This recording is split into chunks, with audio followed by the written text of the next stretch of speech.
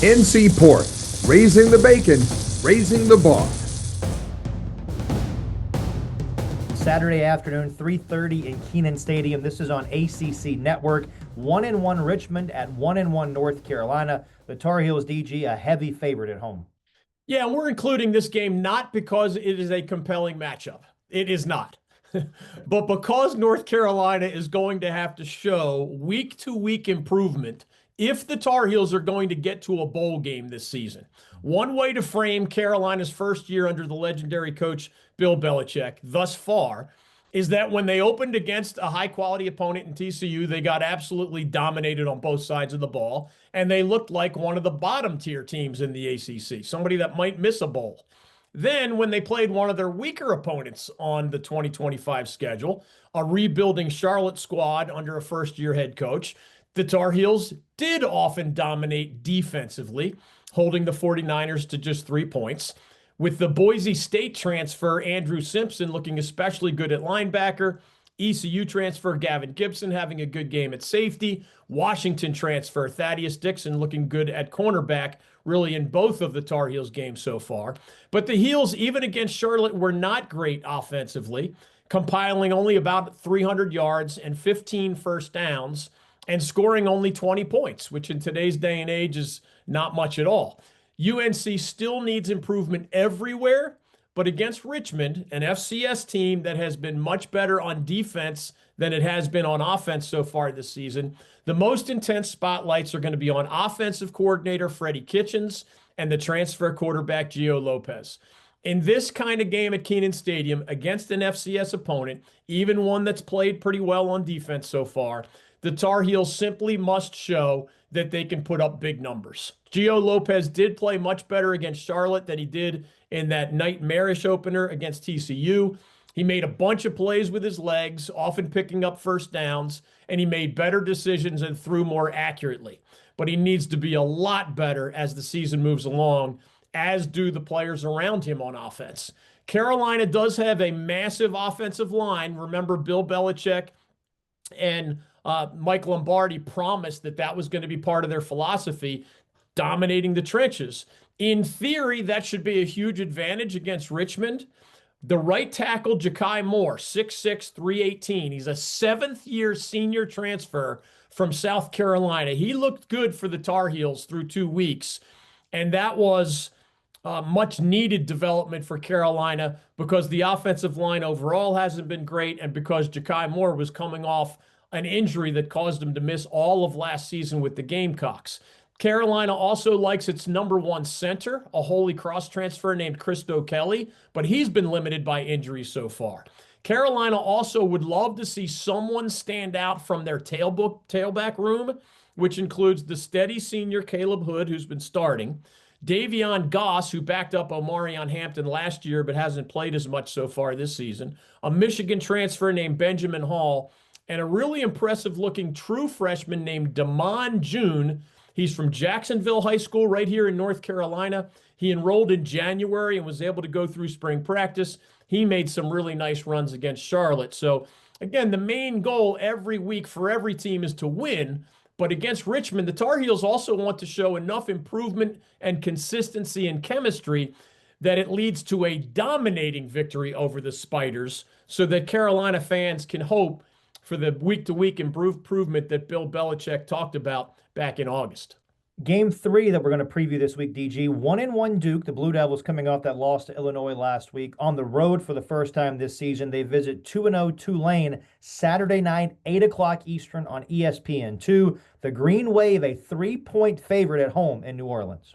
Yeah, quick shout out to the Duke fans who treated my daughter and me so kindly in and around Wallace Wade Stadium last week. She was kind of an emergency replacement for our street team, so to speak, on our Old North State tailgate tour. So thanks to everyone who was so gracious with their time and their conversations with us. You can call this Duke-Tulane matchup the Darian Mensah Bowl. And it should be a lot of fun to watch on Saturday night. After leading Tulane to the American Conference Championship game last season, which was his first as the Green Wave starting quarterback, Darian Mensah entered the transfer portal where he was rated among the top QBs available, and he ultimately, remember, got a multi-million-dollar deal, the most ever paid by far to a Duke football player to play for the Blue Devils.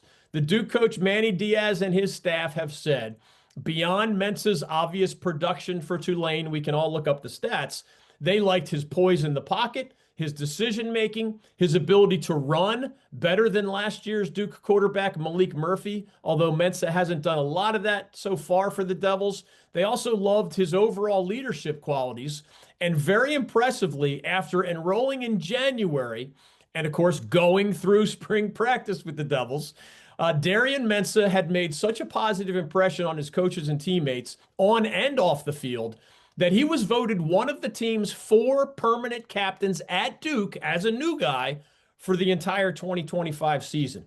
ESPN's analytics, by the way, give Tulane a 73% chance of winning this game, although I've seen that betting line that you mentioned drop as low as Tulane as a 1-point favorite, and I personally see this game as much closer to a true coin flip.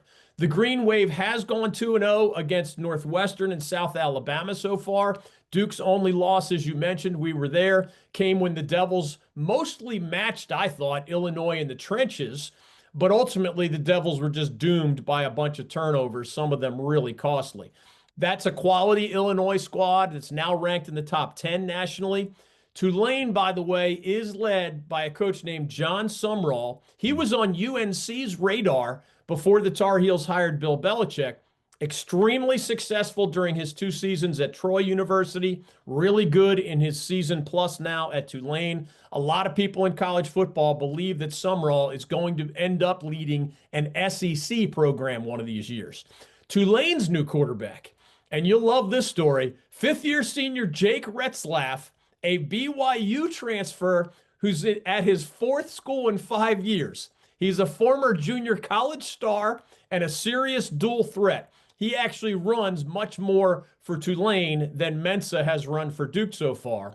And he led BYU to an 11-2 record last season. Why did he leave? Well, BYU told him he was going to be suspended for 7 games this season if he stayed with the Cougars. Why? Because he had admitted to engaging in premarital sex, which is not allowed at BYU. So Retzlaff hits the transfer portal, and Tulane, needing a high-level QB after Mensah's departure for Duke, jumped right in and signed him kind of pretty late in the process. Through the Green Wave's first 2 games, Retzlaff leads them in both passing, of course, but also in rushing. He has 23 carries for 177 yards. So obviously Duke's going to have its hands full on defense, just as Tulane may have its hands full dealing with Mensah, who's now going against many of his former teammates. That should be a fun game to watch. Again, I like Duke's chances better than the computers seem to like the Blue Devils. I'm going to move on past that last reason why he transferred. And DG, are there other games involving at least one in-state team that you think are worth more of a brief mention this week? You're probably wise for taking that tact, Chris, because God knows what direction I might go in if you chose to follow up. App State's trip to Southern Miss and ECU's trip to Coastal Carolina, in my eyes, are somewhat similar. The Mountaineers and the Pirates are both better than those opponents. Not head and shoulders better, but better. But it's also the first time this season that either App State or ECU is playing an out-of-state game. I mean, one trip is longer than the other, but it's just a different experience with lots of new players and coaches, first-year coaches in both cases, full-time. So it's an adventure sometimes. I expect the offenses of both teams to lead the way, but road wins just are rarely easy. In the ACC, beyond the ones we mentioned and more later, 2-0 Pitt does get its first challenge of the season with a road trip to West Virginia in what they've called for a long time the backyard brawl. I like the Panthers in this one. I also think the Panthers are capable of a potentially special season, but they have to go out there and prove it. And again, their first 2 opponents were cupcakes, so this will be the first test for Pat Narduzzi and his guys. We also have 3 Division II teams in our state that are hosting nationally ranked opponents at that level. So best wishes to Chowan, Mars Hill, and UNC Pembroke as they try to spring the upsets on Saturday against top 25 foes. This has been Bold North State Football Daily, an exclusive presentation of the North Carolina Sports Network. Make sure you follow us on social media at the NC Sports Net, and check out our website that is wall-to-wall coverage of North Carolina sports at ncsportsnetwork.com. Our foundational partner is the North Carolina Port Council, raising the bacon, raising the bar. Telling the stories of the bold North State, this is the North Carolina Sports Network.